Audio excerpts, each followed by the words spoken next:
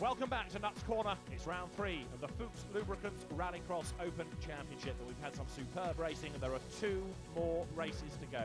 This is the RX150 A final. And the grid is formed. We're just about ready for business. Leo Forster takes on Andy Scott on the front row of the grid. We're on board with Tom Keat. The lights go out now and away they go down towards turn number 1. Leo Forster's yellow RX150 gains the advantage.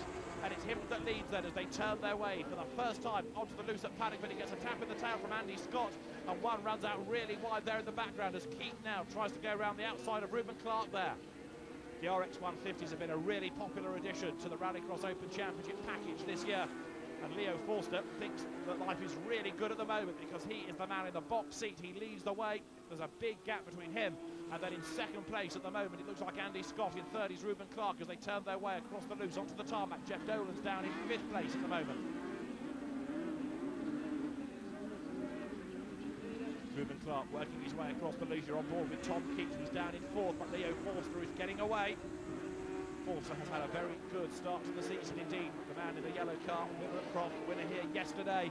And although in the heats he was beaten in the finals, it looks as though Forster once again is going to be able to just up his pace sufficiently to be up front when it counts. Onto the pit straight, accelerating down to the chicane. Andy Scott in second place. Reuben Clark runs third, Tom Keat is 4th, Jeff Dolan is 5th, and here they come into the braking zone for the chicane. Clip the curb, try and use as much of the road as you can, maintain the momentum, and you can see the way there that Tom Keat is dancing around the circuit looking for a gap.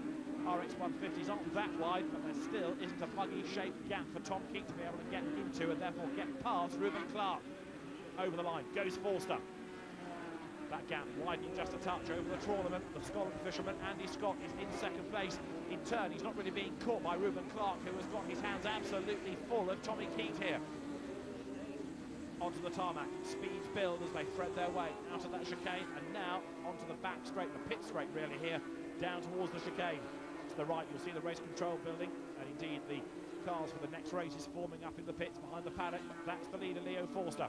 In second place, Andy Scott. And a change for third, possibly. Have we had it? No, Reuben Clark back ahead, though. I thought for a moment Tom Keat had gone through, but Reuben Clark pounces and retakes the place. Behind the pair of them, you've got Jeff Dolan and then Ian Gwynn also trying to join in here. Reuben Clark goes through under real pressure from Tom Keat, head bowed, looking for a way through. Keat challenging on the inside here. There's contact. There was never enough room. Keat headbutts the tyres, spins it around. Dolan goes past him. Ian Gwynn runs really wide and gets back on now, but Tom Keat has lost 2 places as a result of all of that. He's also now starting to be bolstered a little bit by Jack McGinley, and Keat wants a place back before the checkered flag comes out. Ian Gwynn, though, I don't think he's going to give up here without a fight. Through the chicane, now accelerating their way once more on towards tarmac. Briefly set the car up for gate. You can see the way as the brakes come on, the nose of the car lurches down. Keat trying to find a way past Gwynn. Over the start and finish line in a moment they come. We've had some superb racing all season for the RX150s. Leo Forster doesn't really know this because normally he's ahead of it all, letting people squabble behind him, turning his way out of that chicane onto the pit straight once more, down towards the chicane now. And you can see he's got the track to himself. Andy Scott second, trying to buy all this real estate to get himself back onto terms with the leader. And now for the last place on the podium, you've got Reuben Clark just ahead of Jeff Dolan. And that could change before the end as well, although Dolan is running out of corners. 1 or 2 more spots of rain forming on the camera lens. Wiper on for the leader, Leo Forster, who is looking good for 3 in a row in the RX150s. He comes across the line now to make this 100% record complete. Takes the checkered flag to win the RX150 A final. Andy Scott comes home second, and third goes the way of Reuben Clark, just keeping Jeff Dolan at bay. Ian Gwynn is in 5th. Tom Keat, after his moment, ends up 6th ahead of Jack McGinley and Joe Shrimpton. But on this evidence, Leo Forster is going to take some stopping in the RX150 class. He takes his 3rd A final win of the season.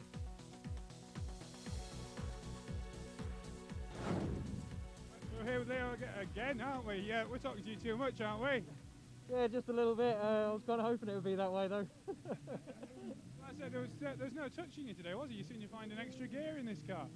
Yeah, well, I mean, always in the dry, having come from a background of racing on tarmac in the dry, I'm much more comfortable. And yeah, just today we had a swap of position for pole. I was a bit more comfortable being on the right-hand side because I thought I could get the lead into the first braking zone, and just managed to make it stick. And you know, it's just worked out. The weather held off, and it was brilliant. Yeah.